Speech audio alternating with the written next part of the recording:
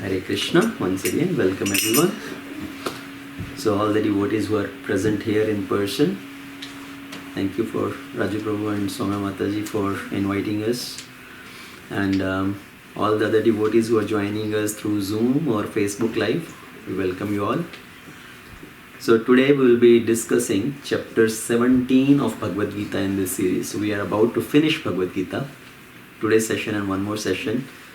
So chapter-wise summaries of Bhagavad Gita. So last chapter, what was the title of the last chapter we discussed? Whoever would. Divine and demonic. The divine and the demoniac nature. Devi Asura Sampada Vibhaga Yoga. Okay, so in that chapter, Lord Krishna speak about the divine qualities and the demoniac qualities. Okay. And continue to that discussion. Now we are going to talk about divisions of faith. The faith in the people is also in different category. Okay. So that is the chapter 17 of Bhagavad Gita, the divisions of faith. It's also called Shraddha Traya Vibhaga Yoga. Okay. So Shraddha means faith. So Shraddha Traya Vibhaga Yoga.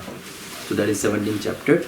So before we enter into the 17th chapter to start our discussion, let's offer our humble prayers to the Supreme Lord and the Guru Parampara. Om Ajnana-timirandhasya Jnananjana-shalakaya Chakshurunmilitam yena Tasmai Shri Gurave Namaha Mukam karoti vachalam Pangum langhayate girim Yat kripatamaham vande Shri Guru Dinatarinim Paramananda Madhavam Shri Chaitanyeshwaram Namo Vishnupadaya Krishna Prasthaya Bhutale Srimate Bhaktivedanta Swami Niti Namine Namaste Saraswati Devi Gauravani Pracharine Nirvishesha Shunyavadi Paschatya Deshatarine Namo Mahavedanyaya Krishna Prema Pradayate Krishnaya Krishna Chaitanya Namne Gaurahatushe Namaha Panchatattvatmakam Krishnam Bhaktarupa Swarupakam Bhaktavataram Bhaktakyam Namami Bhakta Shaktikam He Krishna Karuna Sindhu Deenabandhu Jagatpate Gopesha Gopika Kanta Radha Kanta Namostute Tapta Kanchana Gaurangi Radhe Vrindavaneshwari Vrishabhanu Sute Devi Pranamami Haripriye Vanchah kalpatrubhyascha kripa sindhubhya eva cha patitanam pavanebhyo vaishnavebhyo namo namaha Jai Shri Krishna Chaitanya Prabhu Nityananda Shri Advaita Gadadhar Shrivasadi Gaura Bhakta Vrinda Hare Krishna, Krishna Krishna, Hare Hare, Hare Ram, Ram Ram, Hare Hare. Okay, Hare Krishna. So, chapter 17 of Bhagavad Gita, as I said, it's about division of faith. Shraddha Traya Vibhaga Yoga. Because in the previous chapters, chapter 14, we talked about the three modes of material nature. Okay, what are the influence of these three modes? What is the destination under the influence of three modes? Goodness, passion and ignorance. Okay, so these are the three modes of material nature. And then chapter 16, we talked about Devi Asura Sampad Vibhaga Yoga, the qualities of divine people and demoniac people. Okay, now chapter 17 again starts with Arjuna's question. Arjuna asks one question to Lord Krishna, and in answer to that Krishna speaks this whole division of faith. Okay, and again, to understand the flow of this chapter, the acronym which we are going to use is FACE. FACE, okay, F-A-C-E, to understand the overall flow of this chapter. What was the acronym for chapter 16? Anybody remembers? Dog. Pavani, say again. Dog. Dog. Okay, so the acronym for chapter 16 we used was DOG, D-O-G. So D stands for the divine and demoniac. O is the outlook of demoniac personalities, demoniac people, how they see the world, what is their vision. And then G is godly, I think, coming to the stage of goodness. So that is D-O-G as the acronym for previous chapter. And this chapter we are going to use the acronym FACE, F-A-C-E. Now, what is the flow of this chapter? What this FACE stands for? F is faith itself. Okay, what is the faith in 3 different modes? And then A is austerities. And Krishna is going to talk about different things actually. Food in 3 modes, sacrifice in 3 modes, penances in 3 modes, charity in 3 modes. So that is all we are going to cover under austerity. And then charity itself, F-A-C, so first austerity and then charity, and then E is the enjoyer of everything. Okay, who is the ultimate enjoyer? Whom should we remember while performing all these activities, be it any sacrifice, any yajna, any tapa, austerities or penance, any charity. So who is the ultimate enjoyer? So enjoyer of everything. So that is our flow of chapter 17. So recognizing the faith level from the modes. So in previous chapter Krishna described 2 extremes, divine and demoniac. Okay. Now in our day-to-day experience we know that actually not everybody is just under these 2 categories, either always as a divine personality or always as a demoniac personality. Right? There is not white or black. Between white and black there are different grades, shades of grey. Right? So same way, it's not simply divine or demoniac. In between there are many different permutation and combinations.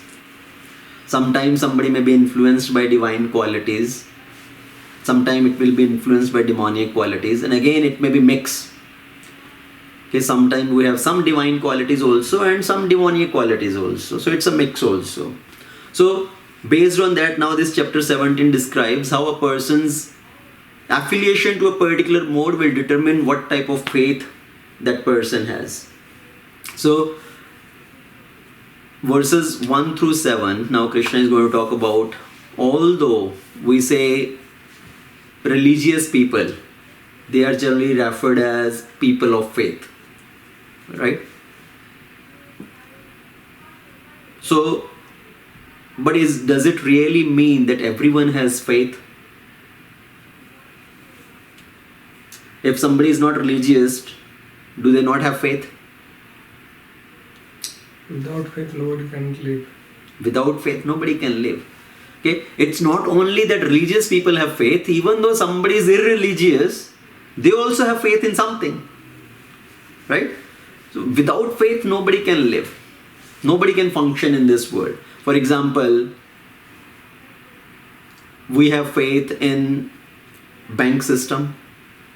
We have faith in school system.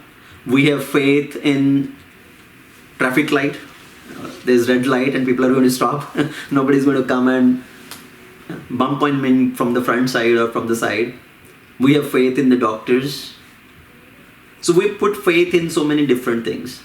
So faith is not about only in religious practice. Without faith we cannot function. So here Arjuna's question starts with Arjuna, this first verse starts with Arjuna's question. So Arjuna uvacha ye shastra vidhim utsrijya yajante shraddhayan anvitaha tesham nishtatu ka krishna sattvam atho rajasah tamah. So Arjuna is asking this question, ye shastra vidhim utsrijya. So people who have given up the Shastra Vidhi, who do not follow the rules and regulation, and they are worshipping as per their own concoction without following any particular rules and regulation of Shastra. So ye Shastra Vidhim Utsrijya yajante shraddhayan anvitaha, and they are worshipping based on their own faith. Tesham nishtha tu ka Krishna. What kind of faith do they have? Is their faith in sattva, rajas or tamas? So their faith is in goodness or passion or ignorance. So what kind of faith do they have? So that is what Arjuna's question is, and based on that, now Krishna is going to answer or speak this whole chapter talking about the faith of different people under different modes. Now, in one sense, it's very important question. If we may be thinking, I'm very faithful person. I'm doing this ritual very faithfully. I'm following this practice very faithfully. Okay, but what is my faith? Am I doing that faithfully but in ignorance? Am I doing faithfully in passion? I'm doing faithfully in goodness. Okay. So faith also has different divisions. So Krishna starts to answer. Shri Bhagavan Uvacha Trividha Bhavati Shraddha Dehinam Sa Swabhavajah Satviki Rajasi Chaiva Tamasi Cheti Tam Shunuh. So the Supreme Personality of Godhead said, Shri Bhagavan Uvacha Trividha Bhavati Shraddha. Shraddha is also threefold, okay, in three categories, Trividha. And based on the nature somebody has acquired, based on the modes of nature acquired by the soul, one's faith can also be of three kinds. Satviki, Rajasi, Chaiva, Tamasi. So it could be in goodness, passion or ignorance. Now hear about that. Now, many times this question comes, what is more important? Our nature or nurture? Okay. What are the factors which affect our behavior? Are we more controlled by our nature or based on our upbringing, nurture? What determine our behavior? Nurture? You are saying, everybody is saying nurture? No, nature. Nature also. So there are multiple factors actually which contributes towards how somebody behave. Okay. Yes, nature is one factor, whatever nature we have acquired previously. That also plays a role, because one is not able to give up their nature completely.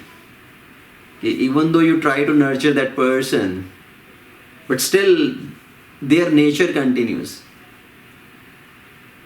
For example, if somebody is by nature have tendency to steal, you keep him in a very controlled environment, you try to train him very well, but sometimes that nature overpowers. Okay? That person has a tendency to steal and he will forced by his nature to act in that way. So nature plays a big role, but yes, nurture also plays important role. The nature can be changed with continuous nurture. So nature, it's not that nature can never be changed. Yes, nature can be changed. Somebody may be doing all nonsense activities earlier based on their nature, but now after coming into this process, following the rules and regulation, eating sattvic food, chanting the holy name, their nature changes. They give up all those previous activities, previous conditioning. So our conditioning can change. But our behavior is influenced by our nature, our nurture, and there is third factor, also very important factor. That is our culture. Okay? That is our social upbringing, social environment. That also plays a very important role. Because in whatever upbringing you have been brought in, whatever culture you have followed, that also remain with you. You are influenced by that culture, right? Somebody's home environment is very sattvic, very devotional environment. They are brought up in that culture. So they continue with that culture. That influence is there in their behavior. So 3 prime factors: nature, nurture, and culture.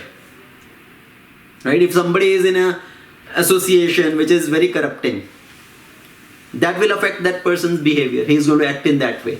Right? Whatever social circle he has, whatever social environment he has. So beyond these 3 factors, or after these 3 factors, what kind of choices we make, that depends on these 3 factors. And somebody situated in the lower mode, they have less capacity to choose. If somebody is influenced by ignorance, okay, their association is very corrupting. In that way, they has a lesser capacity to choose. And the 5th factor is grace. Nature, nurture, culture, choices, and grace. Grace means the mercy of the Lord, mercy of the Vaishnavas. And greater the grace we have, greater is our capacity to choose. Okay? Your rationalizing power, what you call as a discriminatory power, what is good for me, what is bad for me, that increases. Okay? Better the grace you have. So more the grace you have, more you have the ability to choose. So after all these different factors, they affect our behavior. And Krishna is saying in the previous verse that according to the modes of nature acquired by the living entity, the faith can be of 3 kinds. Okay? So this faith is of 3 types, and then now Krishna is going to talk about worship in 3 modes. People who are in different modes, what kind of worship they do based on the particular mode they have acquired. Then Krishna is going to talk about Bhojan. So first Krishna is going to talk about Bhajan in 3 modes, worship. Then Krishna is going to talk about Bhojan in 3 modes, food. Then Krishna is going to talk about Yajna in 3 modes, sacrifice. Okay? We perform Yajnas, Swaha. People can do Yajna also, influenced by these 3 modes. So first is Bhajan in 3 modes, worship. Second one is Bhojan in 3 modes, food. Third one is sacrifice in 3 modes, Yajna. Fourth one is Tapa in 3 modes, austerity, penance. Okay, so Tapa in 3 modes. And then Krishna is going to talk about Daan in 3 modes, the charity. The charity is also in 3 modes. So 5 things Krishna is going to cover in this chapter, influenced by these 3 modes. And when Krishna is going to talk about Tapa in 3 modes, the austerity in 3 modes, before that Krishna is going to define also the Tapa of body, the Tapa of mind, Tapa of speech. Okay, the austerity is performed by body, mind and speech. And then in 3 modes. 3 categories of Tapa in 3 modes. So that is kind of the flow of this second aspect of the chapter. So Krishna starts with worship in 3 modes. Because Arjuna started with this question. Somebody is ignoring the rules and regulation, but with full faith, they are worshipping. Is their worship in goodness, passion or ignorance? So Krishna starts with worship in 3 modes. Yajante satvikaha devan yakshah rakshasasmi rajasaha preta bhuta ganaschane yajante tamasaha yanaha. So men in the mode of goodness, they worship devatas. Yajante satvika devan. So people who are situated in mode of goodness, they worship Devi Devatas as per our Vedic culture. So worshipping the Devi Devatas. And ultimately Krishna will come to the transcendence level also. Here first Krishna is going to talk about sattvic, goodness. Okay, so people who are in the mode of goodness, they worship Devi Devatas. At least come to that level. come to the standard of worshipping the Vedic personalities, the Devi Devatas. And Krishna says people who are in the mode of passion, okay, who are influenced with the desire to gain something or shortcut, they want to follow the shortcuts. Whom they worship? The Krishna says Yaksha Rakshasami as Amsi. They are worshipping the Yakshas and Rakshasas, and actually people who are in the mode of passion, they worship. Sometimes they will make some very powerful personality of this world also and worship them. They will put them in a position and start worshipping them, from whom they think I will drive pleasure or I will drive some benefit.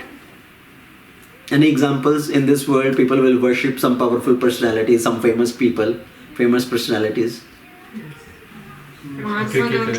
Okay, somebody said Mahatma Gandhi, right? People just making him into a position and start worshipping him. Or political leaders, right? People will do bootlicking to the political leaders, movie stars, Rajnikant and Amitabh Bachchan and whatnot, right? They will make their temples and worship them. That is mode of passion. Okay? So worshipping somebody, famous personality in this material world, putting them into a worshipable personality, worshipable position. And then Krishna says the mode of ignorance, people worship whom? Preta Bhuta Gana Chanye. They worship the Pretas and Bhut Ganas. So that is, Krishna is talking about the worship in three modes. Now, what is the difference in Preta and Bhuta? Anybody knows? You believe in Bhuta? People say ghost, right? Everywhere they will say, oh, there is nothing like ghost. Is there ghost or no ghost? Ghost is there? I think there is. Yes. Preta, So- after you die, you become a Pretatma. Okay, so let's come to that point. So my first question was, do you believe in Bhuta? Ghost? Yes. Honestly. If you don't believe, say it, that okay, I don't believe in ghost. Same thing. Everybody here believe in ghost? Yes. Yes? There is a Okay. Bhut Loka. There is a Bhut Loka. Okay, so let me systematically explain for somebody who does not know what is the difference in Bhut and Preta. So see, our body is made up of gross body and subtle body. Okay, gross body is which is visible, made up of the Panchabhuta, earth, water, fire, air, ether. Okay, that is gross body. And in the gross body there is subtle body. What is the subtle body? Mind, intelligence and false ego. Okay, mana, buddhi, ahankar. And beyond the subtle body there is a living entity, soul. Okay, so three things: gross body, subtle body and the living entity, the spirit soul. When spirit soul is inside the body, that's why this body is active. Now when somebody dies, our gross body is dead. We leave the gross body, but the subtle body continues. The mind, intelligence, false ego, that is the subtle body. Soul plus subtle body, that is called Bhuta. Okay? So soul along with the subtle body, when there is no gross body, that is the state of Bhuta. So somebody commits suicide. When somebody commits suicide, prematurely they have given up their gross body, which was given for a particular duration of time. So if somebody commits suicide or somebody is killed in a particular situation, that somebody has so much of hankering to do something for some desires, they stay in the form of a bhuta, that is called ghost. Okay, so ghosts are real. If somebody tells you there is no ghost, it's all concoction and all that, scriptures talk about, yes, there is a state which is called bhuta, ghost, and that is soul plus only the subtle body, when this gross body is not there. And then preta. What is preta? When somebody dies, naturally when somebody's time is over, they die. Now they are taken to Yamaraj. Okay, so for that travel, to go to the assembly of Yamaraj, where their next destination will be decided. So for that travel purpose, there is a transitional body given. So gross body, we have given up the gross body. The soul plus subtle body is given a temporary transitional body. Okay? So soul plus subtle body plus transitional body, that is called preta. So there is bhuta, there is preta. So when preta now goes to the assembly of Yamaraja, and sometimes there is a long waiting time there. Okay? In the form of preta, you have to stay there before your next destination is decided based on your previous karmic reaction. So you are kept in a particular place which is called Pitra Loka.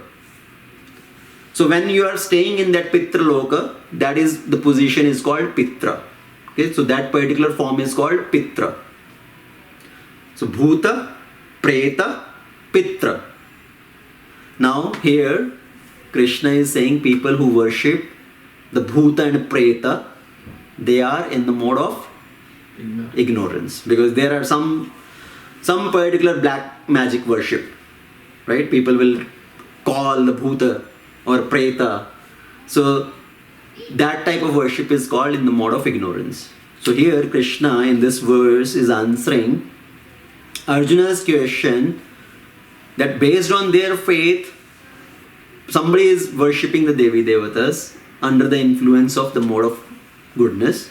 Somebody is worshipping the Yakshas and Rakshasas or any powerful personality, famous personality of this world, that is in the mode of passion. Somebody is worshipping the ghost and of goblins, that is in the mode of ignorance. And now that worship also which people are doing, that is also defining what is their nature. So Krishna further says in text 5 and 6, Krishna says, Ashastra vittim ghoram tapayante ye tapojana damba ahankara samyukta kamaraga balanvita. So they are worshipping sometime Ashastra vittim, without following any rules and regulations of the scripture, based on their own concoctions. And they are doing ghora tapayante ye tapojana. So they consider themselves very ascetic and they are doing ghor tapasya, a ghora tapa, sometimes torturing their own bodies.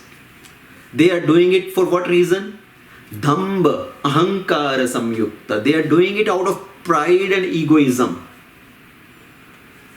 And they are impelled by kama raga balanvita. They are impelled by the lust and attachments. They are foolish. They torture this material body and the Paramatma living inside this body also. Okay, so people who are in the mode of ignorance, even though they consider we are worshipping, we are doing some worship, but their worship is of what type? They are not following any rules and regulation. They are torturing their own body. They are torturing the Paramatma also, sitting in the heart, and the Supreme Lord, whomever they are worshipping, or any other Devi Devatas, if they are worshipping any other Devi Devata also for that matter. So they are causing trouble to them also. Now there are so many stories in the scriptures, right, which talk about people who performed austerities or who performed some particular worship to get some benediction. Because why they are doing that particular worship? First of all, kama raga balanvita. They are impelled by the lust and greed. They have so many attachments which they want to fulfill, and that's why they are doing that particular worship, torturing their own body and torturing the person whom they are worshipping. One particular story is, there was a demon named Bhaumasur, or Bhasmasur, sorry, not Bhaumasur, Bhasmasur. Okay, there was a demon named Bhasmasur. He was worshipping Lord Shiva. He was doing the austerities to please Lord Shiva. What was his purpose of doing this worship? To gain powers. So he performed a lot of austerities to please Lord Shiva, and he was torturing himself physically. Okay? He wanted to please Lord Shiva. Basically, he wanted to force Lord Shiva to appear and give him some benediction. And he is doing a yajna and putting ahutis in the yajna. What kind of ahuti he is putting in the yajna? His own his own flesh. He's putting flesh in the yajna. First of all, that is a tamasic yajna. Putting flesh, not ghee and grains. He's putting flesh in the yajna. And then, as Lord Shiva is not appearing, he decided to cut off his own head. That I will put my head into this ahuti. Now, first of all, if you cut off your head, then you're done, finished. And Lord Shiva, he does not want to see this ghastly yajna being done. And Lord Shiva appears. Okay, stop. Tell me what you want. What was the boon he asked for? He said, I want a benediction. I want the power that whomever I put my hand on whosever head I put my hand on, that head will burst. जिसके sir पे भी हाथ रखूंगा, वो उसका sir फट जाए. What kind of benediction is that? First of all, you are torturing your body, and then you are asking the boon to torture others, right? To destroy others. That was the mentality. So that is called the worship in the mode of ignorance, performed by demoniac people. Because previous chapter was the divine and demoniac, so Krishna is continuing. The divine people, what kind of worship they do, what kind of food they eat, what kind of penances they do, what kind of charity they do. People who are demoniac, what kind of worship they do, what kind of austerities they do, what kind of food they eat. So the theme is continuing in that way. So here Krishna is telling people who are demoniac mentality, who are under the mode of ignorance, their worship is torturing themselves, torturing the person whom they are worshipping, and to torture other people after that. That is ultimately, in nutshell, their worship. Another story, another pastime, you can talk about Ravana. Ravana also did something same. Right? He had 10 heads and he was cutting off one head and putting into the fire. 9 head he had done, and 10th head he was going to do, and Shiva appeared. Okay, stop. What do you want? So there are so many stories like that. So that is the worship in different modes. Now after defining the worship, now Krishna talk about the food. Food in the mode of goodness, passion and ignorance. Because people influenced by different mode, their food intake is also different. So Krishna says, Ayuhu sattva balarogya sukha priti vivardhana rasayaha snigdha sthira hridaya ahar satvikaha priya. So ahar satvikaha priya. People who are satvik, what kind of food they eat? Okay, so listen carefully. So people who are in the mode of goodness, who are satvik, what kind of food they eat? So before I tell you that, whatever you ate today, okay, before we started Kirtan in class, whatever prasadam you took today, did you like it? Yes. Okay, it was pleasing to the heart, it was satisfying, okay, you did not feel anything missing, it was good, right? Yes. Okay, I want your confirmation in that. Because when I tell you something, then don't say, no, how can we give up that? Okay, so here Krishna is saying, Ayu sattva bala arogya sukha priti vivardhana rasaya snigdha sthira hridaya ahar satvikaha priya. So people who are in the mode of goodness, the food dear to them is which increases the duration of life. Ayu. Everybody want good life, right? Long life. So we want to eat the food which will help us increase our life duration. So Ayu. Bala. You want to increase strength. Otherwise, what is the point of living long if you do not have strength? So people want to live long. They want to live healthy life. They want to have a purify one's existence and happiness and satisfaction. Sukha priti vivardhana, right? Everybody want to increase their happiness and satisfaction. So people who are in the mode of goodness, that type of food they eat, which will increase life duration, which will increase strength, which will increase satisfaction and happiness. And what kind of food are those? Rasayaha, juicy. So those foods are juicy, like the fruits, okay, which are full of juice. So the juicy, snigdha, fatty, like the milk products, milk, ghee. So rasaya, snigdha, sthira hridaya, they are wholesome foods. What is wholesome food? The grains. Okay. So all these different grains, vegetables. So roots, fruits, grains, milk products. These are the foods which are dear to people in mode of goodness. And they are pleasing to the heart. Okay, so whatever we eat today, that is what comes in this category. Okay, so, and that type of food will increase the life duration, the strength of the body, provide the peace and happiness. Now, coming to the people who are in the mode of passion, what kind of food do they eat? So here, foods that are too bitter, okay, too sour, too salty, pungent, dry, burning, are dear to those in the mode of passion. And what does this food result into? It results into distress, misery and disease. Like eating too pungent food, too sour food, too spicy food. Some people eat too spicy, right? पूरा खूब मिर्ची होना चाहिए, इतना मिर्ची होना चाहिए कि आंख कान मुंह सबसे धुआं निकलना चाहिए. They may be sweating while eating, the tears may be coming out. ऐसे मजा आ गया आज खाने का. Right? So that is mode of passion.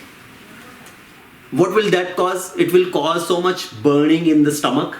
It will lead to ulcers in the body, in the stomach. It will lead to indigestion in the long run. It will lead to acidity. So such food causes distress, misery and disease. While eating, they are miserable, but they think I am enjoying.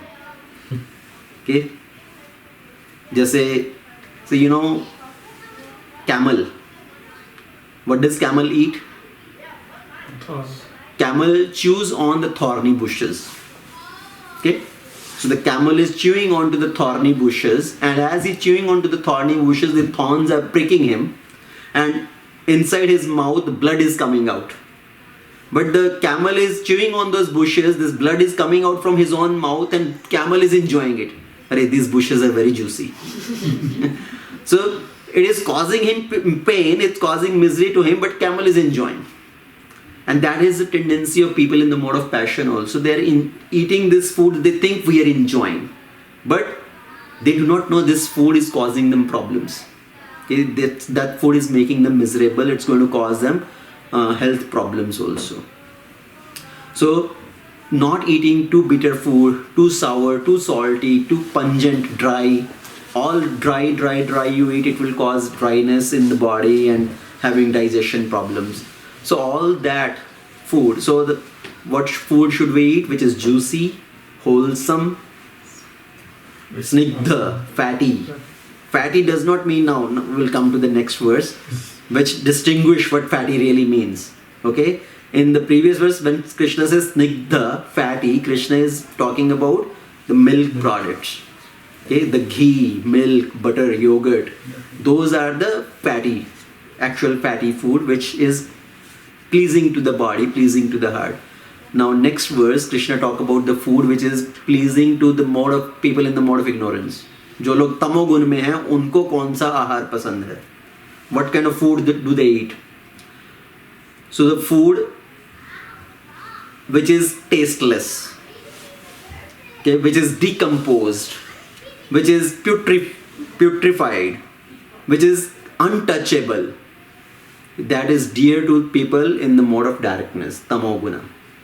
So basically the food which is dead, okay, there is no life in that food. That food is putrefied, it's tasteless, it's decomposed. Now, untouchable. What food comes in this category? Can you think of? Jhuta. Okay, jhuta is one thing, okay, contaminated. But Meat. when we say putrefied, decomposed, That's flesh, meat. that is flesh. Okay? Flesh of animals, flesh of other living entities, because that particular living entity, that particular animal has been killed, his flesh has been kept for so long. So eating flesh, basically what we say here as non-veg. So Krishna is saying, not me, Krishna is telling this. Okay? So Krishna is saying eating flesh, basically non-veg, which is because that is decomposed, that's putrefied, that's without life, it's decomposed, you don't know how long that has been kept. That is food in the mode of ignorance. And this is causing even worse effect than food in the mode of passion. In the mode of passion, what was the result? Distress, misery, disease. Now people who are used to of eating non-veg, in the earlier they think, oh, we have to have the proper protein amount, we have to have the fat amount, that's why we need to eat non-veg, otherwise how we'll be able to sustain ourselves. It's all nonsense.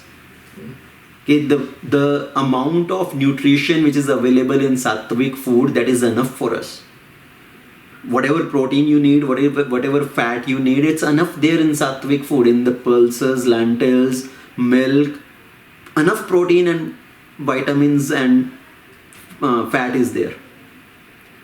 Now Bhimsen, you know from Mahabharata, Bhima had the strength of how many elephants? 10,000. 10,000 elephants. Okay, Bhima had the strength of 10,000 elephants. And Bhima was a pure vegetarian, sattvic. Hanumanji. And let's not go to like divine personalities. Let's talk about here in this world also. Now in Jagannath Puri, you know, in Jagannath Puri there are pandas. And some particular pandas are who are for the task of lifting heavy things. Okay, when Jagannath food goes from the rasoi to the altar, to carry all that food, all that heavy, big pots they have to carry. So all these pandas, there is a particular class of panda, this is only for that type of purpose. Okay, and they are very muscular, okay, very heavy built bodies. They are pure sattvic. They are eating pure vegetarian sattvic bhojan, but they are very muscular. And there are pandas who are, you have seen the pandas when the Jagannath chariot is made. Okay, there are particular pandas who are assigned in that particular service, carrying that wood and making those chariots, and how strong built they are. So people who are sattvic, eating pure vegetarian food in the mode of goodness, they can also have nice physical strength. You know, we talk about a few other animals also. Ganda. What is in English it's called? Rhino. There is another one also. Elephant, rhino, bhansa, right? Big buffaloes. So they are all vegetarian. So there is no need to eat flesh of another living entity to make ourselves healthy and stout. And Krishna is saying actually people who are eating this flesh, the food which is contaminated, putrefied, decomposed, that's a sign of the mode of ignorance. And it's going to cause so many problems. I have seen people getting so many diseases much early on. Like this Parkinson's disease. Okay, is much earlier in the people who are eating flesh. And then earlier the doctor is saying, oh, you need to eat meat to keep yourself healthy. But later on when they get these diseases, then the doctor says, no, you need to give up this. Okay, stop eating meat, stop eating this thing. Because the real health is not in those food. Real health is in eating sattvic food. People who are eating flesh, who are consuming meat, actually, you know what they are compared with. Just compare them with a walking crematorium. In crematorium, you go and put a dead body, right? Dead body ko dafanate hai na jaake crematorium mein. So you are keeping the dead bodies inside your body. The another animal's dead body inside your body. Your body is like crematorium then. So we need to understand the direction of scriptures here, what scriptures are saying. Now, coming to the category of sattvic food. Sattvic food is which is without, it's not simply vegetarian. In vegetarian also we are talking about sattvic, because there are vegetarian food also, some foods which are tamasic, not tamasic, rajasic. Rajasic and tamasic. Rajasic and tamasic both, yes. And those foods are, let's say, onion, garlic, coffee, which is caffeine basically in that. So these things invoke the mode of passion and ignorance. So that's why those are also avoided in sattvic food. Yes, even though they are vegetarian food, but those are also avoided in the category of sattvic food. Now, ऐसा नहीं है कि onion garlic खा रहे हो तो you will be suffering in hell. Okay, not like that. So it's not that the person who is eating onion garlic will go to hell to suffer. The point is, eating those tamasic and rajasic food, it will choke your upliftment. It will choke your further progress going to the higher destination. It will keep you bound in the mode of passion and ignorance here in this world. So again, it's not that it's sinful, but if somebody is on the path of spiritual elevation, spiritual progress, that's why any organization you go to, any particular process you go for a spiritual progress, any spiritual path, they will recommend to give up these sort of foods, okay, which is rajasic, tamasic, including onion, garlic, tea, coffee, etc. So the food which you ate today, that's why I asked in the beginning. So whatever you ate today, that was pure sattvic food without any onion, garlic. Was it not tasty? It was, right? All of you confirm, all of you agreed to that. So the food can be prepared nicely, it could be tasty without the use of all these tamasic and rajasic bhojan also, tamasic ingredients also. It is our conditioning that we think, oh, how can I live without onion? How can I live without garlic? How can I live without non-veg? How will I maintain my health? All that is our conditioning, previous conditioning. We talked about nature, nurture and culture. These are the three influencing factors, right? Based on our previous nature and the culture. Those things are kind of ingrained in our mind. Okay, if somebody has brought up in that environment where they are eating meat, the person think, oh, this is my food. This is natural for me. How can I give up that? Here, you see, every child is brought up in that way, thinking from the very beginning that, oh, this is my food. Eating pork, eating beef, eating this, that, all. Oh, that is my food. So their culture is like that, and that is ingrained in the mind. They think this is very natural. And give up that becomes very difficult. So based on the proper nurture, then we can come to that point that, okay, I really do not need these things. I can be better off without these things actually, and I can progress better. So beyond nature and culture, nurture becomes more important. Okay, with proper nurture, we can change the nature and the culture. So here, now Krishna had talked about food. Now let's move to sacrifices, yajna.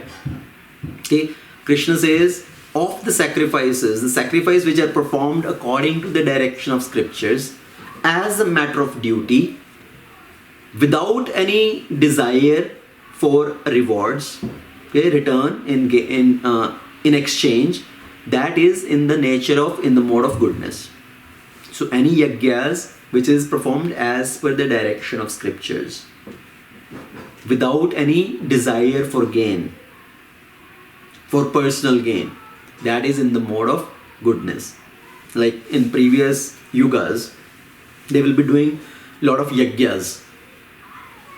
Okay, and many yajnas are performed for the welfare of the society. In Srimad Bhagavatam, we hear that the sages in Naimesharanya, they are engaged in a 1,000-year-long yajna. And they are not performing this yajna for their own some personal benefit. They are doing this yajna for the welfare of the society, for the peace in the society. And they are doing this yajna by following the rules and regulation of the Shastras. So that type of yajna is called yajna in the mode of goodness.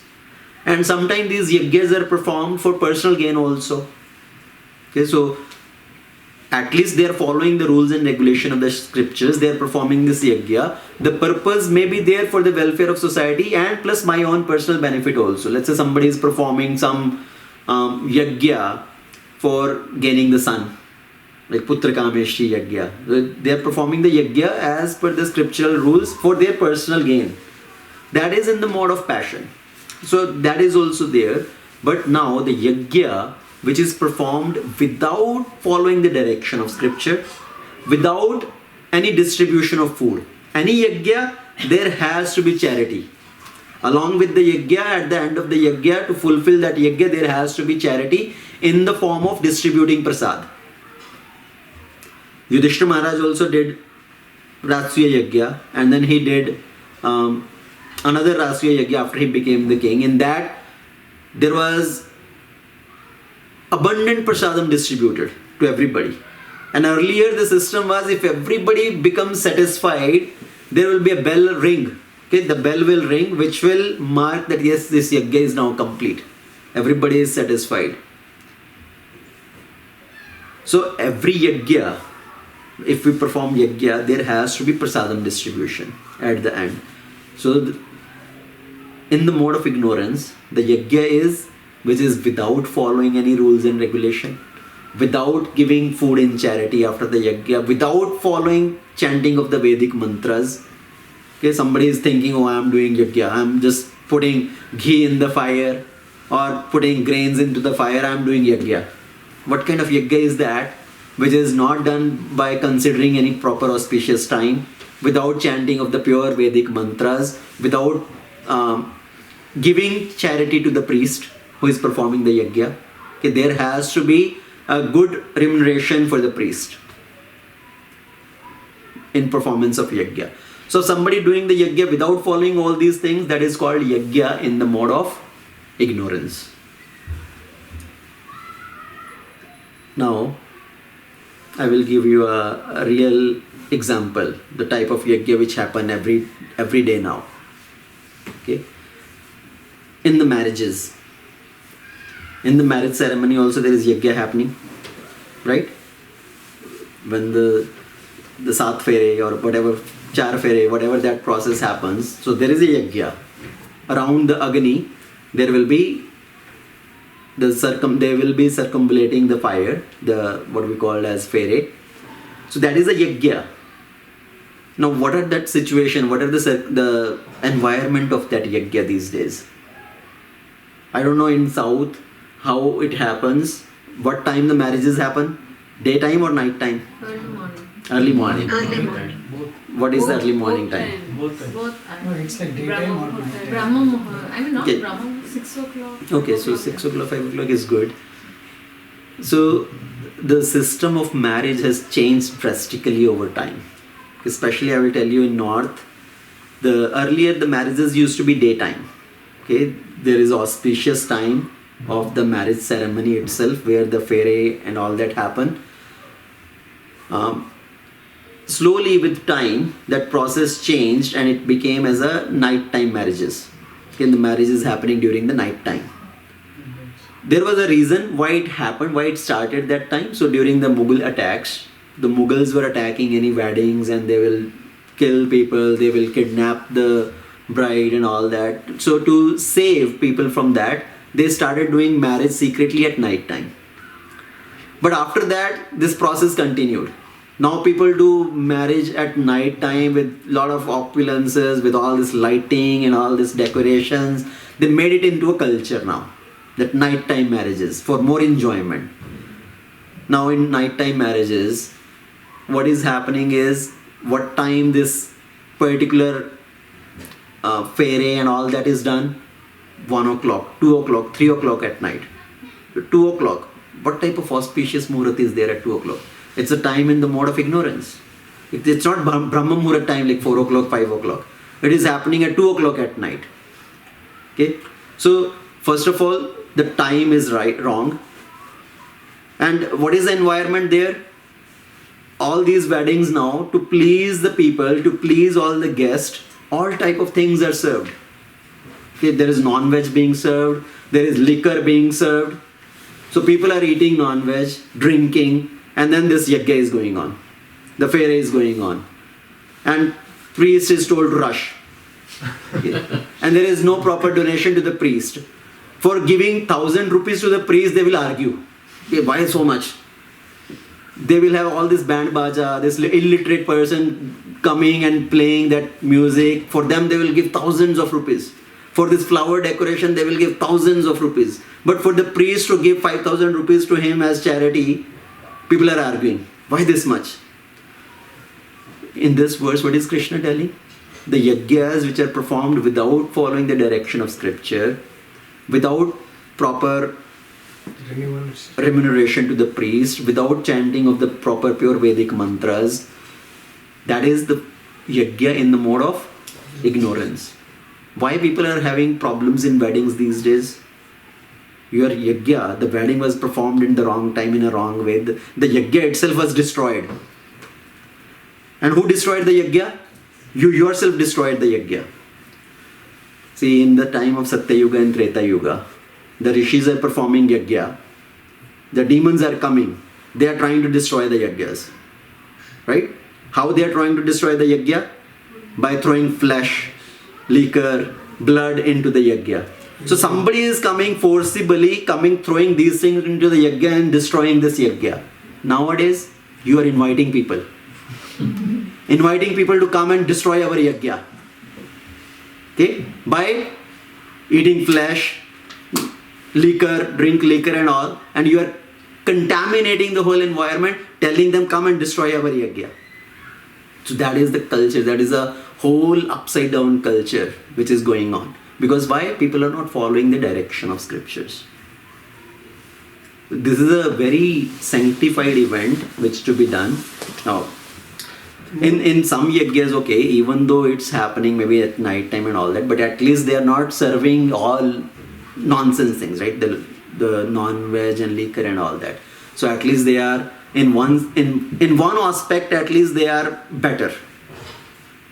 But these days, there are rare any weddings which are without these things, where you have nice pure vegetarian food. But it is not to blame Mughal. I think we have to blame the British. Both are there. Mughals did very little. No, actually, this system started because of Mughals. But British actually, killed our faith itself. Mm-hmm. Yeah, that is, see, what British did was trying to kill our faith by putting down the scriptures, okay, by distorting the scriptures. Mughal did that on the strength of sword. They were trying to convert people on the strength of sword. Either you convert to Islam or you will destroy you, will kill you. So both ways they try to destroy our culture. But the point here, now coming back to this point of sacrifice, yajna. So yajna in the mode of goodness is, which is done by following the rules and regulation, as a matter of duty, without any personal gains, right? Without the desire of personal gain. That yajna is in the mode of goodness. Yajna which is still by following the rules and regulation, but for material benefit, that is in the mode of passion. Now yajna which is completely rejecting the rules and regulation of scripture, without any proper chanting of mantras, at a contaminating time, contaminating place, without giving proper donation to the priest, that is all in the mode of ignorance. Now, moving on to Tapa, okay, austerities, penances. So here Krishna also says the penances also in three modes. Before that, Krishna speak about Tapa of three categories. Okay, the Tapa of body, Tapa of mind, and Tapa of speech. So Krishna says, Deva Dvija Guru Pragya Pujanam Shocham Arjavam Brahmacharyam Ahimsa Cha Shariram Tapa Uchyate. What is the Tapa of body? The austerity of body, which consists of worshipping the Supreme Lord. worshipping the Brahmanas, worshipping the spiritual master and the superiors like the father and mother. So respecting all these personalities. Deva, Dvija, Guru, Pragya. Okay? So all these respectable personalities to be worshipped, to be respected. And then Shocha, Arjavam, Brahmacharya, Ahimsa. Cleanliness, following the celibacy, simplicity and non-violence. These are the austerities of the body. Okay? So first of all, yes, to respect somebody. If you are bowing down in front of that person, you have to bend down. It's austerity of the body. Isn't it? So bending down. So earlier system was when you meet somebody, okay, in the previous time, let's say even 30, 40, 50 years back, when you meet somebody, your guru, teacher, or even your elder family members, you completely bow down. That was the system, right? Completely bowing down in front of them, or at least bending down and touching their feet. Okay? So that is the austerity of the body. When we are serving the Lord, serving the others, serving the other family members, the elderly family members, to serve others, it's hard work. So that is austerity of body. Slowly with time, the system changed. Rather than bending all the way down to touch their feet, now people are a little bit bending and touching on the knees. Paripana Dadaji. But they are touching only, little bit bending, not even touching the feet, just gesture. With that further time, that also changed. Now from just namaskar se kaam chala lete, okay. I mean, they And don't know. now And that just a kiss like this. just from the verbal only, namaste bol ke kaam ho gaya. And now the namaste system is also gone. Now Hi. handshake, hello. Right? Even so, there is no culture basically for the elderly, respectable people. Also, how to greet them, how to serve them, how to offer obeisances to them. All that culture is gone. Maybe somewhere little bit that is there, but in most terms, that all culture is gone. So the austerity of the body is to serve others, elderly members, respect them, paying obeisances to them, following the principles of ahimsa, cleanliness. Now cleanliness, right, that is austerity of the body. In the morning, taking shower. It's austerity, especially in winter, taking shower.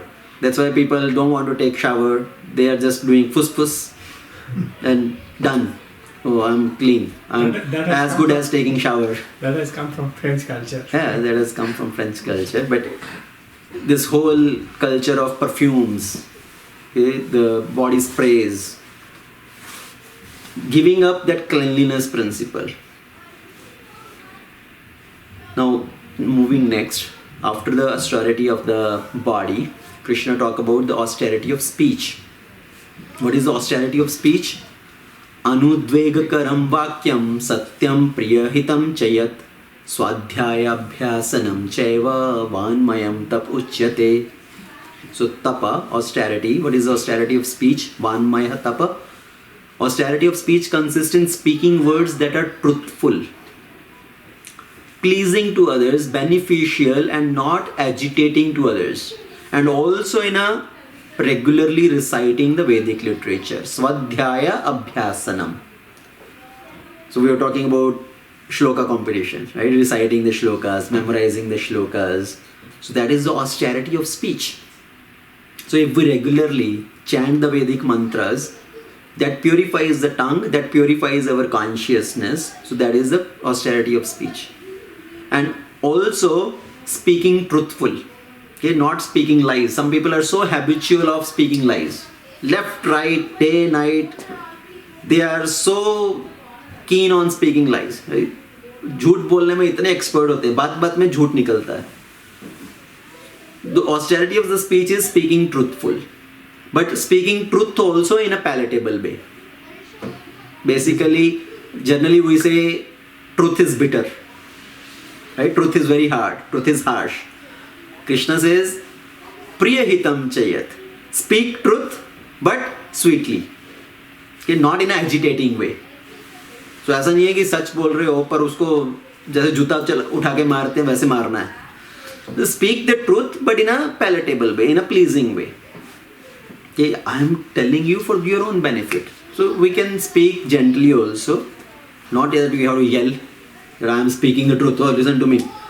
You can speak the truth but in a palatable way, in a pleasing way. So that is what Krishna is saying. Anudvegakaram vakyam satyam priyahitam chayat swadhyaya abhyasanam chaiva vanmayam tapuchyate. And the austerity of the mind, manah prasada somyatvam, maunam atma vinigraha, bhava samshuddhir iti etat tapo manasam uchyate. So manah prasadam, what is the austerity of the mind?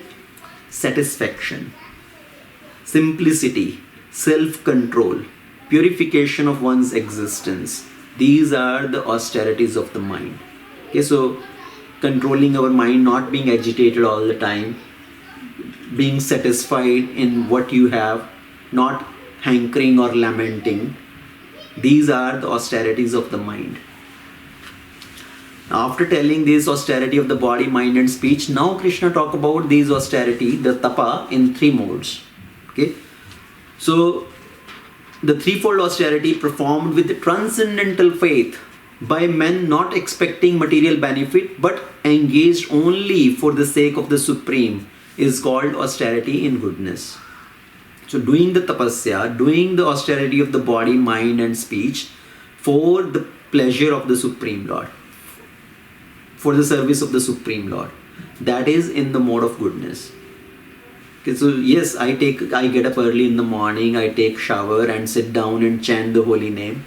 So taking the bath in the morning, austerity of the body, chanting the holy name, austerity of the speech, and focusing your mind in the service of the Lord, austerity of the mind. Okay, so that is the austerity in the mode of goodness. But penances performed out of pride and for the sake of gaining respect, honor and worship from others, that is said to be in the mode of passion. It's not neither stable nor permanent. So somebody is performing austerity but as a show off, to gain something, gain respect from others. Any example? Have you seen such austerity? Somebody is doing the austerity of the body in the form of bhukh hartal, okay, hunger strike. What is the purpose of that austerity? To force somebody to comply with their wishes, right? Or to make as a show, to get fame. अरे मैं austerity कर रहा हूँ, जब तक हमारी मांगे पूरी नहीं होंगी, I'm going to sit here on hunger strike. So that type of austerity is in the mode of passion. Okay, so austerity done for the service of the Lord, to please the Lord, that is in the goodness. Austerity done for our own pleasure, for our own material gains or getting name and fame, that is in passion.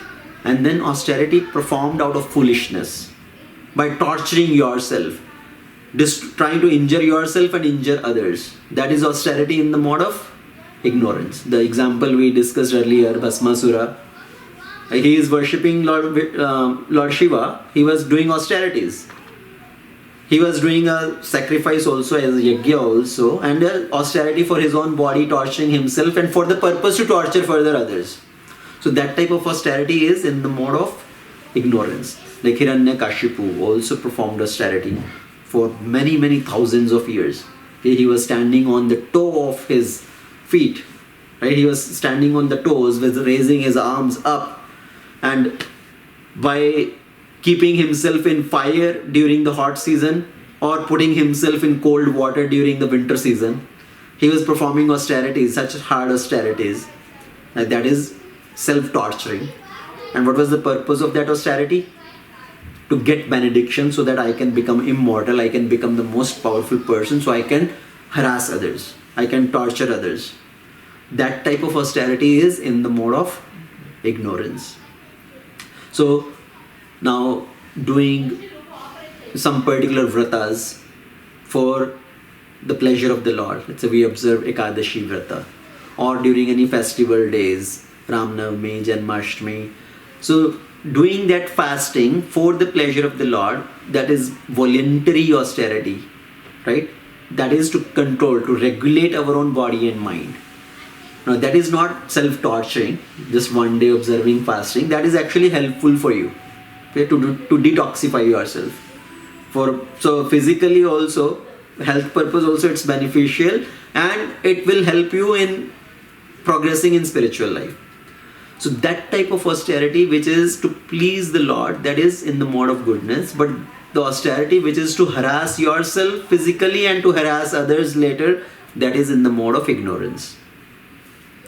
And now further, finally Krishna comes to the point of charity. So Krishna talked about Yajna, Tapa, Daan. Okay, these three things are very important. In the 18th chapter also Krishna is going to confirm. Yajna, Dana, Tapaha. These three things should never be given up. Okay, one should always perform sacrifice, austerity and charity. These three things should never be given up. But how to do those? That is what Krishna is setting a principle here for all of us to follow. What is the norm? What is the benchmark?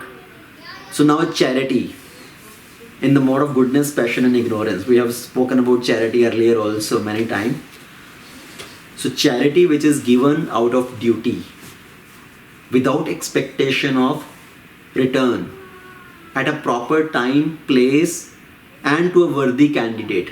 That is charity in the mode of goodness. Okay? So giving charity at the right time, right place to the right person, without any desire for return. That is charity in the mode of goodness. Let's say you give charity to a Brahmana. Okay, you give charity for the service of the Lord. That type of charity, and when you are not kind of desiring any return. ऐसा नहीं है कि भगवान की गुल्लक में 1 रुपया डाला, 1 रुपया डाल रहा हूँ, 10 लाख देना. That will become passion. Okay?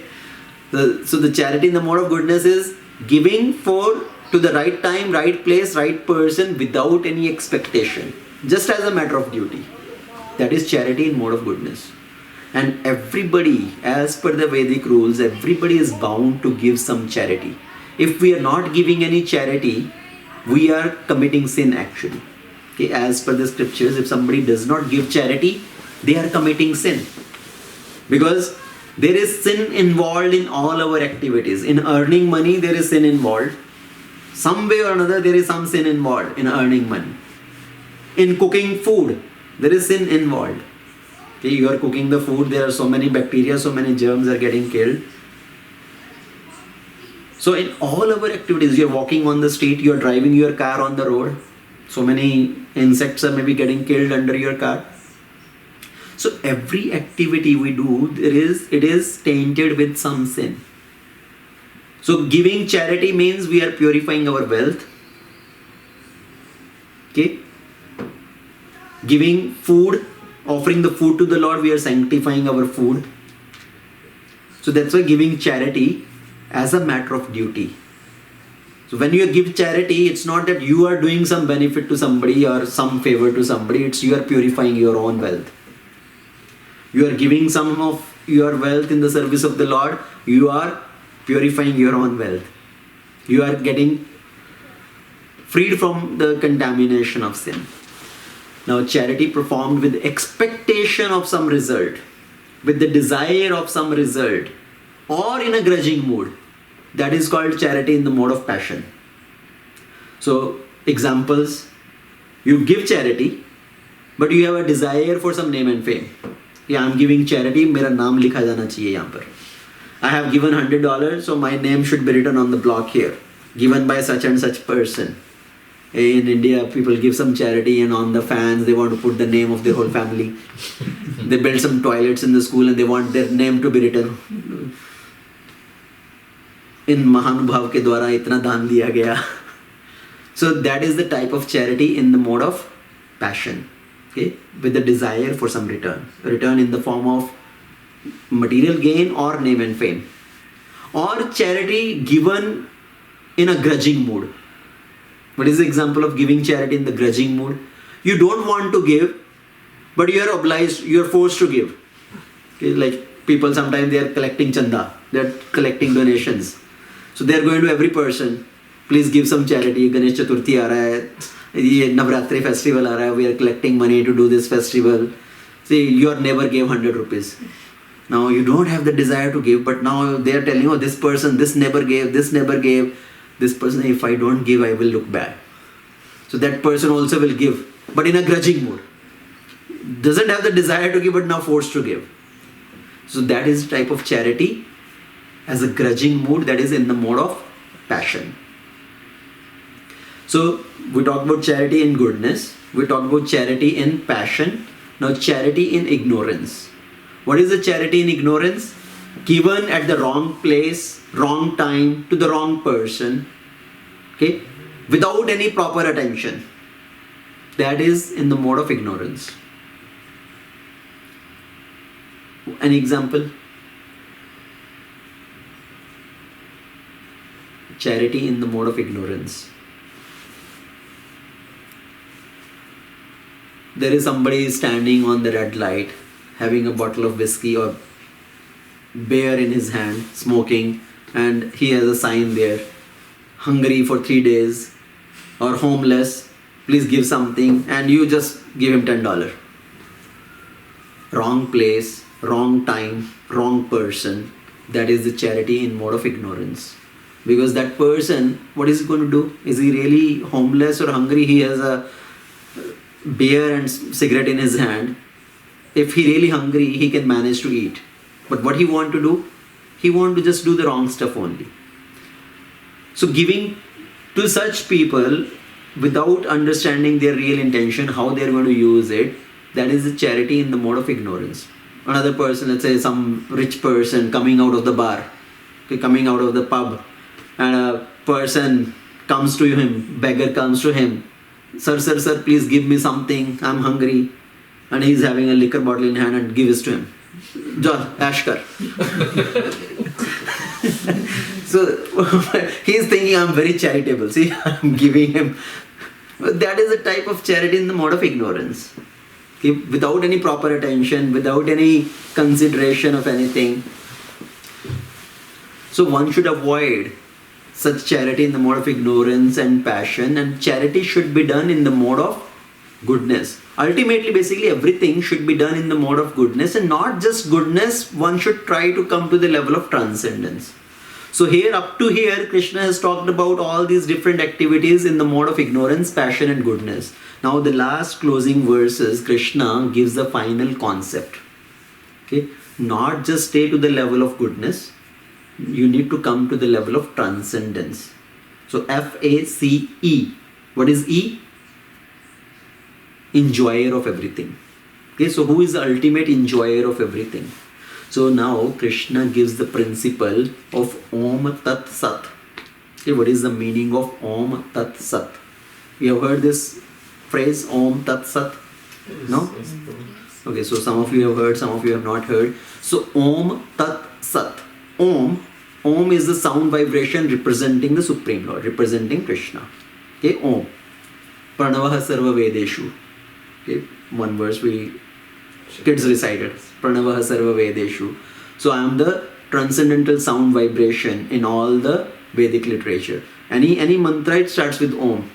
Om Keshwaya Namaha, Om Govindaya Namaha, Om Vishnave Namaha. So Om is recited, which is a representation, sound representation of the Supreme Lord. So Om, which represents the Supreme Lord, Tat means that, Sat means truth. So that Supreme Lord is the ultimate absolute truth. Om Tat Sat. Okay, so that is the meaning. Om Tat Sat. The absolute personality, he is the truth. When somebody dies, people chant Ram Naam Satya Hai. Right? Why do they chant Ram Naam Satya Hai? Because Mera Naam Asatya Hai. I'm done. This person is gone. He is not permanent. But Ram Naam Satya Hai, the Lord's form and name, they are eternal. They are the absolute truth. In this material world, everything else is relative truth. But the Supreme Lord is absolute truth. For example, I can say that, okay, I'm Vrindanath Das. I am 40 years old, 45 years old. I am such and such person, I am in such and such position, I work for such and such company. At this present moment, this is true. Okay, if I say I am 45 years old, today it is true. But 5 years later also, if I say I am 45 years old, you will say, झूठा कहीं का, 5 साल पहले भी यही बोला था. Right. So what is true today may not be true tomorrow. Because the truth in this world is relative. Okay? But the Supreme Lord, He is eternally true. He is absolute truth. So there is a relative truth, there is absolute truth. That we say absolute personality of Godhead. The Supreme Personality of Godhead, He is absolute truth. So Ram Naam Satya hai means भगवान का नाम पहले भी सत्य था, अभी भी सत्य है, हमेशा सत्य रहेगा. The Supreme Lord, He was Krishna, He was the Supreme Lord. Yesterday also, He is Supreme Lord. Today also, He will be Supreme Lord tomorrow also. He will be supreme when it's small, he big. So that is the meaning of Om Tat Sat. That Supreme Lord, He is the absolute truth. So now in the last closing verses, Krishna talk about this concept of Om Tat Sat. So Krishna says from the beginning of creation, these 3 words, Om Tat Sat, were used to indicate the absolute truth. And these symbolic representation were used by the Brahmanas while chanting the hymns of the Vedas during the sacrifices for the satisfaction of the Supreme. So when we perform any activity, in the beginning, you say Om Tat Sat. At the end, you say Om Tat Sat. That we are starting any activity by thinking of the Supreme Lord, while you are finishing that activity while thinking of the Supreme Lord. Means I am doing this activity for the pleasure of the Lord, and I have completed this activity for the pleasure of the Supreme Lord. Okay, so Om Tat Sat. Especially at the end, after doing that activity, this recitation is done. Om Tat Sat. Okay, that you are remembering that absolute truth. Ultimately, this is for the Supreme Lord. That Supreme Personality of Godhead, He is the absolute truth. Okay. So in the previous chapters, we discussed one verse which says, Bhoktaram Yagya Tapasam Sarva Loka Maheshwaram Suhrida Sarva Bhutanam Gyatva Mam Shantim Richati. Chapter 5, last verse. Okay, so Krishna spoken this verse, Bhoktaram Yagya Tapasam. I am the enjoyer of any sacrifices. Sarva Loka Maheshwaram. I am the absolute proprietor of everything. Suhrida Sarva Dehinam, Sarva Bhutanam. That I am the well-wisher of every living entity. If somebody understands me in that way, then they will attain everlasting peace. Now, all these activities which we have talked about, performing worship, performing any sacrifices, performing any tapasya, performing any charity, all these activities, if we do with that consciousness, Om Tat Sat, I am doing it for the pleasure of the Lord. Okay, so then these activities become transcendental, beyond the mode of goodness. Otherwise, if you are performing any yajna and you are thinking of benefit for yourself, it means you are thinking that I am the enjoyer. Bhoktaram yajna, I am the bhokta of this yajna. So you are trying to satisfy, you are trying to be the enjoyer. Then second thing, Krishna says, Sarva Loka Maheshwaram. I am the complete absolute proprietor. But if you are keeping everything to yourself and you start thinking, I am the proprietor of this thing, then you are challenging Krishna about His proprietorship. When we say, I am the proprietor of this house, when Krishna has claimed, Krishna has declared, Bhoktaram Sarva Loka Maheshwaram, I am the absolute proprietor of everything, your house is also included in that. Right? So Krishna is the proprietor of this house also. Or if you consider yourself to be the proprietor of some land, but Krishna is the proprietor of everything. Ultimately, when you are gone, your proprietorship is gone. So we need to understand Krishna is the proprietor of everything, He is the enjoyer of everything. And then if you are doing the charity, thinking that okay, I am doing some benefit to somebody, I am giving some benefit to somebody, I am helping them, I am their well-wisher.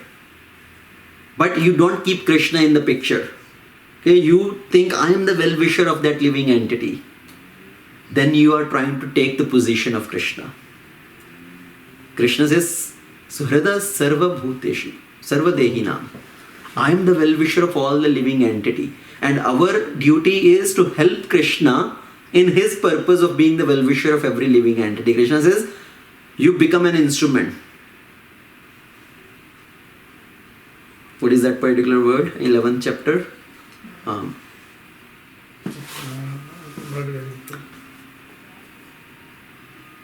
Okay. Nimitta matra bhava savaya sachi. Right? You just become an instrument. So we need to become the instrument for others on behalf of Krishna to do benefit for them. But if we start thinking, I am doing favor to them, I am giving this benefit to them, मेरी वजह से वो लोग खाना खा पा रहे हैं, right? Because of me they are able to eat. I am maintaining that family. Because of me that child is going to school. Because of me this family is being maintained. So then you are considering yourself as that in that position, and you're trying to replace Krishna. Without keeping Krishna in the picture, whatever benefit you try to do, that is temporary, that is limited, and it's binding for yourself also. Because whatever, any good also you do in this world, you have to get the result of that. Right? Punya karma, whatever punya also you do in this world, you have to get the result of that, which will keep you binding. Yes, doing punya is good, but doing punya is not ultimate. Doing punya also, somebody will be bound in the cycle of birth, death, old age, disease.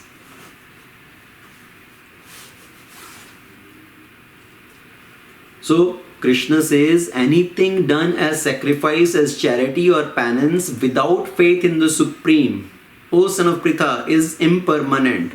It is called asat and is useless both in this life and the next. Okay, so that's why while performing all these activities, any yajna, any charity, any austerity, one should remember the Supreme Lord. Do those activities with faith in the scriptures. Okay, and remembering the Supreme Lord while doing all these activities, then one can come to the stage of transcendence.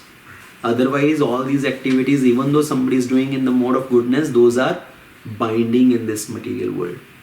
So that is overall chapter 17 of Bhagavad Gita. Krishna talk about divisions of faith. Shraddha Traya Vibhaga Yoga. Okay, we will stop it here. Srimad Bhagavad Gita ki jai, Srila Prabhupada ki jai, Ananta Koti Vaishnava Vrinda ki jai. Vrindanath Prabhu ki jai. Hare Krishna.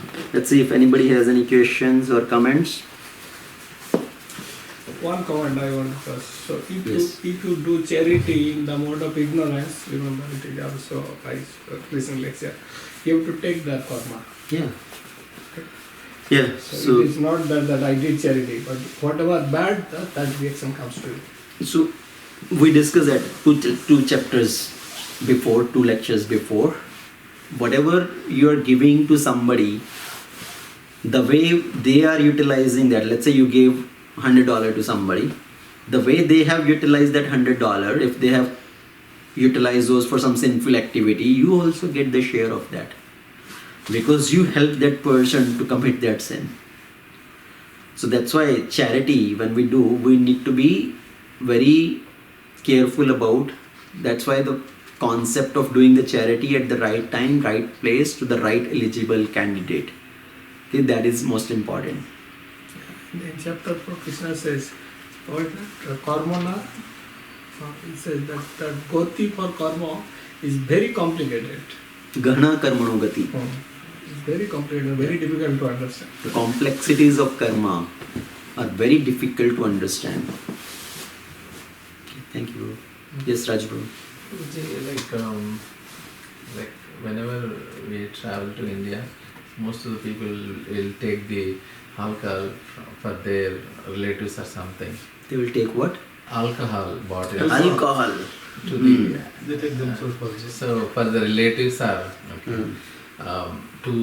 To please them, we are taking out. But Charity in the yeah. mode of ignorance. We discuss that example, right? Yeah. So, but they are जाके उनको expecting. bottle दे रहे हैं, enjoy करो. Yeah, they are expecting, but if you are not bringing, then they will feel different when they will have reactions will different. So This situation I also went through, but I taught them a knowledge saying that the Veda says 4 things not to do, meditating, gambling, sinning. And earlier we are not doing this, but actually British introduced this, and हम लोग British चला गया उसका lens पकड़ कर अंग्रेज चले गए, अपनी औलाद छोड़ गए. So- but many people have, my relatives have stopped now. It's not Right, only so- alcohol. Right? Any bad thing which you are trying to do is bad. Right, I mean, he is quoting particular example. So Yes, that's we what already yeah. discussed that example in the class, right? People may want too many things from you. Yeah. It's not that you have to fulfill everything. yeah, well, they will think it differently. If you are not bringing, even though we know that it's wrong, but for them, their consciousness is You can different, tell right? them this is against my principles. I don't drink and I don't let others drink. As simple as that. But you can tell this is against my principles. And one more thing And similar to that. You should also not do this. Yes. Yeah, remember I just said bad is bad. Okay. Yeah, and, So there is no point in doing things to please others. You cannot please everybody every time. Right? And Yeah, go ahead. mostly in South India, every function it involves non-veg. Hmm. So again, if that is everyone is following. Let us say if I say that that's not allowed, and then people will know it will be different, and then they will say that. Half of the people won't come. Yeah, yes, one more thing. For marriage. And even people are No, coming, so they will say you that don't have to publish the menu in the invitation card. Right? But they'll ask, you need to publish Yeah. first what are the specials. And they will say that okay, just So you tell them, are you coming to please me or you are coming to please yourself? You should give me party house. I mean, you should make me happy. Is That the becomes as a culture, maybe we can say. Right. So slowly we need to change that culture, right? It has become as a culture. Earlier India means 100% vegetarian. Slowly it changed. Now in India, the vegetarian population is about 30 to 35%. Still the highest in the world. Okay? No other country comes closer to having the population 30 to 35% as vegetarian. The second highest is maybe 5% in Australia. You know that? So 5% population vegetarian versus 35% population of the vegetarian. So 35% only now, which are considered as vegetarian, who claim themselves as being vegetarian. And that vegetarian also, people eat egg. Okay? Vegetarian. They think we are eating egg only. Egg is coming in vegetarian category only. So all that is nonsense. What is egg? is it living? Egg is, even though let's say not living, but egg is the waste product. Right? If the chicken is forced to not give birth to the child, but the egg is taken out by, it's basically forced abortion. Okay? Take the example, a woman is pregnant, and if she is given the pills, given the medicine to abort the child, and that the embryo is taken out, egg is like that from the chicken. Okay, so the baby chicken is not let to grow, but that is taken out. So even though not living, but it's a waste product. So it's tamasic. And people think, sometimes people think, without eggs, how will you get enough protein and this and that? Even doctor nowadays say don't eat the red portion. Yeah. So people need a lot of nurture, training, right? A lot of education. Yes, you had any other question? Yes, Prabhu. That is a cleanliness. Cleanliness, okay. So, is it chanting can do at any time, Prabhu, Yes. without... Chanting, there is no rules, regulation, Mahaprabhu has said. You can do chanting without taking shower, but at least wash your mouth, wash hands, brush, or kind of at least rinse your mouth. So with bare minimum those things, if you clean yourself, so you can do chanting without taking shower, but not make that as a regular practice. Okay. In certain situation, you can do that, but don't make it as a everyday regular habit. Okay. Yes, Prabhu. And another one is like previously we were touching the feet of elders, but now they themselves they are saying that no, give a hug because that is heart touching. So is it which one is? This is also British culture. So that is also basically it's all concocted culture, Not right? concocted, they are shameless, useless. Right. They are even hugging others' wife, others' daughter. What is this nonsense? It's like animal. Maybe people because of their food and all habits, right? They're not body is not listening to them to bend. So see, if out of physical disability you have somebody has back problem or something, you are not able to bend fully, in those situations it's okay, but just avoiding that out of pure laziness or without any proper sense of culture, that is wrong. Prestige. So if somebody has bodily problem, that okay, I cannot bend, I have a back problem, then it's okay, it's understandable. But otherwise we should try to do. We should do ourselves also, and we should teach our younger ones also. Okay. Regarding charity, Prabhu. So like how our earnings like per salary, how it is related to sin. Okay, so you are earning money, you are doing your job, okay, you are getting salary. The company, from where are they making money? You don't know. From they are investing maybe in somewhere, they are maybe investing in some slaughtering business, they are maybe investing into some gambling exchanges or something, and they are getting some money, and you are also getting from that. So in that way your income is also tainted by that sin. Now let's say our job is not directly violating any four regulative principle. Okay, no meat eating, no illicit relation, no intoxication, no gambling. So maybe your job is not breaking any of these four regulative principles directly, but indirectly somewhere these things are happening where your company is investing, right? You do not know. And now all these companies, let's say even automotive companies, you're doing all these minings and all to extract these minerals to make the batteries and all that, uranium and lithium and all those sort of things. In one sense, that is also violating the law of nature, Exploiting the resources of material nature, right? So it is tainted with sin. But how the jobs will be Exploiting, it is indirect exploiting. So that's why generally, now if 100% cannot be avoided, but we are not directly engaging in breaking the four regulative principle. So that is at least we need to maintain, and that's why we need to have this concept of charity also, which becomes even more important. Remember, Krishna says, Yajna, Tapa, Dana, Karma. These four things you cannot remove. If you remove, then you will accumulate sin. You have to do everything. Okay? what is the percentage we need to do as a like to Give not charity? to have a sin? No, so that is up to individuals, right? There is no hard and fast rule, but the scriptures give a guideline. Our acharyas have given a guideline that this is what one should consider giving, because giving nobody loses. More you give, more you get.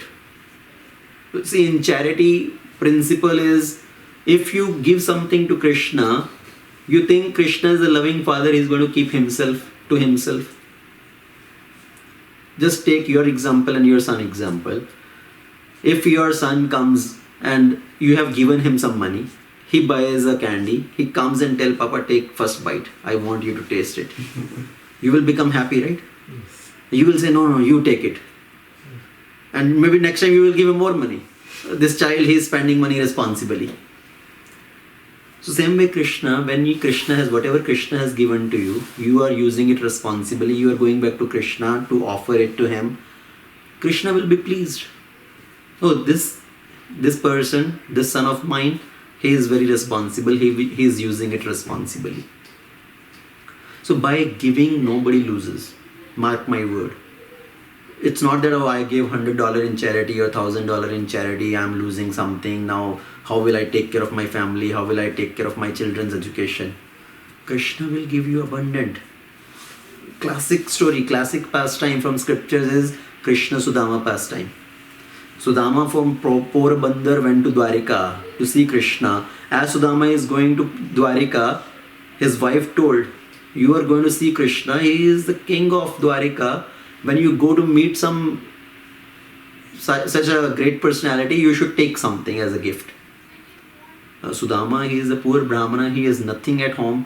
Finally, his wife arranges some chipped rice, poha, by begging from some neighbors. So she ties it in a potli, in a cloth, and gives to Sudama. And Sudama travels all the way from Porabandar to Dwarika, comes to meet Krishna, and when Krishna meets him, Krishna serves Sudama so nicely, giving him nice clothes to wear, worshipping him. Actually, Rukmini Devi is fanning Sudama, and later Krishna asked, Krishna know everything, that Sudama has brought something, but now he is hesitating. Because Sudama thought, seeing Krishna's opulence, you think, what is my gift? Little small gift, what I will give to Krishna? It will be humiliating. It is not as per his standard. But Krishna knew, and Krishna told, I think you have brought something for me. And Krishna snatched it. And Krishna started eating those chipped rice. Now, Krishna is eating all chappan bhoga, nice preparation. For him, this chipped rice, which is dry, which is mixed with Sudama's sweat also during all this travel. But Krishna is enjoying, Krishna is eating. Because Krishna is not eating just that poha, but Krishna is eating the love of Sudama. And his wife. And Krishna is eating that, and without the knowledge of Sudama, Krishna already awarded him the result of this charity of poha. That he gave him all the opulences. The opulences bigger than the opulences of the Swarga. And finally, Rukmini Devi had to stop Krishna. Krishna ate one morsel, one handful, second handful, and third handful. Krishna is going to eat, Rukmini stopped. There are few external reasons why Rukmini stopped, and there is one internal reason why Rukmini stopped. Why? First thing is, Rukmini Devi externally saying, see, this dry chipped rice you are eating, this is not good for you. Your lips will be chipped. These are so harsh, this chipped rice. Okay, so your tongue will be chipped with that. That was one reason. Second reason, she is saying is, thinking internally, if Krishna eats all this chipped rice, Krishna already gave so much to Sudama. If he eat more, he will give more opulences, his all opulences to Sudama, and I have to go become the maid servant of Sudama. And I don't want to leave the association of Krishna. I cannot live without Krishna. So Rukmini Devi is stopping stopping Krishna. Please do not eat more. And externally, she is saying, give it to me. We also want to eat. Why you are eating alone? So that is again external reason, right? Internal reason is, if Krishna eat more, he will give further more opulences to Sudama. Basically, Krishna will give all his opulences to Sudama. And Krishna's mathematics is very clear. What is Krishna's mathematics? Krishna said, Sudama, he gave to me everything. Whatever he had and whatever he did not have, actually he begged for me. And he gave that also to me. And in exchange, it will be equal if I give my everything to Sudama. Sudama gave his everything to me. If I give my everything to Sudama, then it will be equal. Coming back to the point of charity. Coming back to the point of charity, I was saying, if somebody gives something to Krishna, they do not lose anything. First of all, we are giving for our own benefit, to purify our own wealth, purify our own existence. And in exchange also, Krishna will take care of you. Krishna will provide you enough. Okay, so that's why the principle is, Sanatana Goswami said 50%. Rupa Goswami. Rupa Goswami. Rupa Goswami. So 50%. Somebody may say 50% is too much. Okay, I cannot give that much. How will I maintain my family and all that? But one should think that, okay, I am utilizing that to maintain this family, maintain this house, which is also Krishna's property. So I am maintaining Krishna's property. So then in that way it's okay, but still we should give something. That is the attitude of giving. Okay, not that when I become a millionaire, then only I will give. You give as per your capacity. So something one should all definitely give. 10%. That is another kind of, as a bottom line principle, one should think, okay, 10% I should keep aside in service of Krishna. If I am making in a year $100,000, 10,000 in Krishna service, it's not a big deal. There are so many opportunities how we can serve Krishna. Okay. Serving cows, like giving for cows protection, giving for maintaining the temple, giving for distributing Bhagavad Gita, Bhagavatam. There are so many ways we can give charity. Okay, let's come back here. Let's see if anybody else online has any question. Pritanya Mataji, please go ahead. Hare Krishna Prabhuji. I was just confused between the terms Yajna, Tapasya and Austerities. Like, what is the difference between them? Yajna, Tapa, Austerity. Austerity is Tapa. Okay, austerity in Sanskrit, that word is Tapa. Tapa means austerity or penances. Yajna means sacrifice. The English word sacrifice is used for Yajna. So the Yajna, basically the fire sacrifice, okay, which is performed, that is called Yajna. So Krishna has spoken about Yajna in 3 modes, which is sacrifice, then Tapa in 3 modes, and Krishna has also spoken about worship in 3 modes, okay, doing the worship either of the Devi Devatas, of the Yaksha Rakshasas, or of the ghost and Pretas. So that is Yajna in 3 worship, Yajate, that is the word Yajate, worship. Okay. So what was the austerity in mode of ignorance? Austerity in mode of ignorance is doing any tapasya while torturing oneself for the gain of something which will be used to torture others, to harm others. Okay, so that is austerity in mode of ignorance. So that is kind of similar to Yajna, right? So, I just got confused between both. Yes, so worship also could be in that mode, and Yajna also can be done in that way. Yajna in mode of ignorance is basically without following any rules and regulation, without the distribution of prasadam, without the chanting of the Vedic mantras, without giving charity to the brahmanas who is performing that Yajna for you. So that is the Yajna in mode of ignorance. Okay, I see. Thank you so much, Prabhuji. Hare Krishna. Okay, Hare Krishna. Okay. Anybody else online has any question? Anybody here has any question? You're telling each other, ask question, ask question. Feeling shy. Okay, why? Then you ask. No, I am good. Okay, you are good. Yes, Rajaguru. Nurture. Nurture. Yeah. It's the way we are Upbringing. like from the childhood how we grow. Right. For example, someone is very angry every time, most of the time. Maybe his previous karma or That's nature. yeah. So if somebody has particular nature, right, he gets very angry very quickly. So that is part of nature. But slowly, with proper cultivation, with proper following of particular practice, that nature can be changed. Right? Slowly, that person becomes pacified or doesn't get agitated too quickly. So these days, people go to special classes, right? Anger management. That I want to control this anger. But those anger management classes doesn't succeed for long. So as long as they are in that environment, they try to control. But again, as they come into the real world, again they trigger. Maybe everything, right? So- Whatever food you are having, Right. the nurture, how you are growing. Food has a big influence on our conditioning, our nature also. Hare Krishna. We say, right, Jaisa anna vaisa man. The type of food you eat, that also influences your nature. If you are always eating tamasic, rajasic food, that will also trigger your anger, greed, lust. So that's why eating more sattvic food will help to remove that conditioning also. Does this also has effect from our previous karma? It starts with previous karma, okay, previous conditioning, previous nature we have. That's why we got particular life situation, particular birth. So that's why we are continuing in that particular way. But that can be changed, Not to transfer to the next one. right?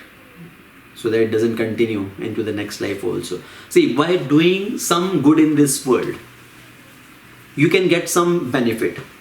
Okay, as the scripture says, Janma Aishwarya Shruti Shribhir. These things can be attained by doing punya in this material world.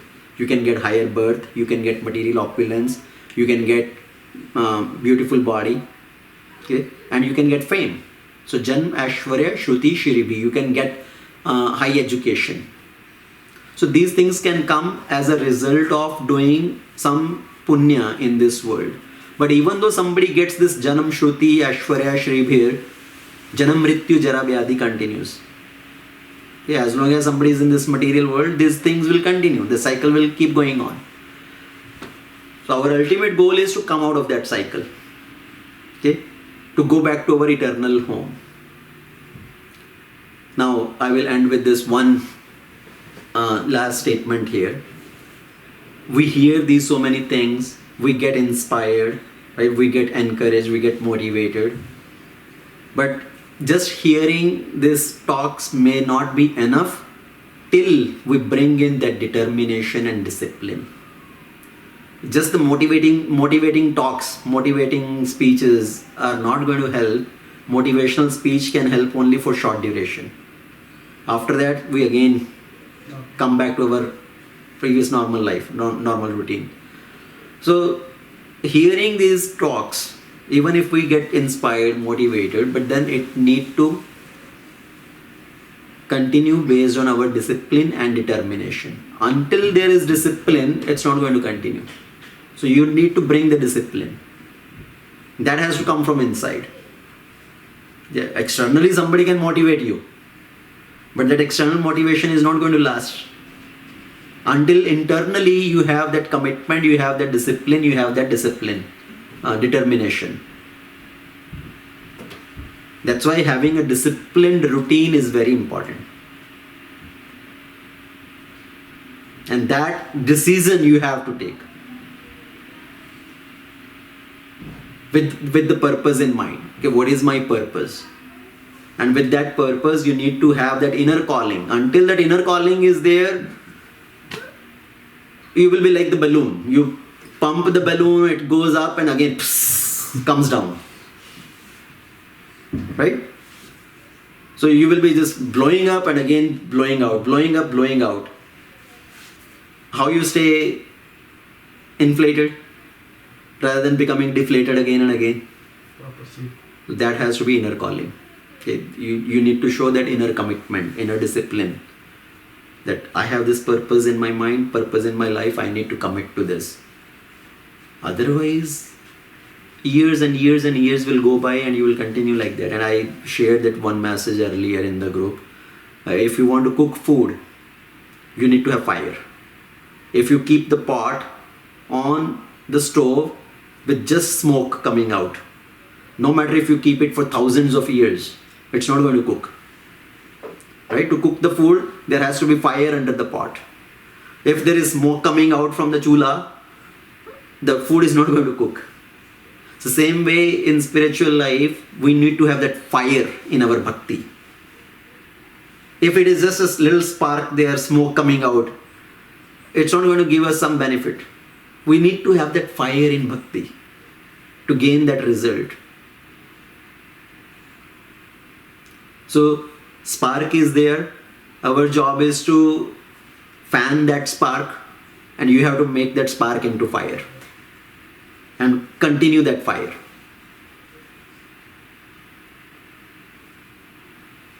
Okay. Anybody else here online has any other question or comment? Otherwise we'll end it here. Okay, thank you very much for joining everyone. Hare Krishna. Hare Srila Krishna, Bhagavad Gita ki jai, Jai. Srila Prabhupada Jai. ki jai, Jai. Ananta Koti Jai. Vaishnava Vrinda ki jai. Jai. Hare Krishna.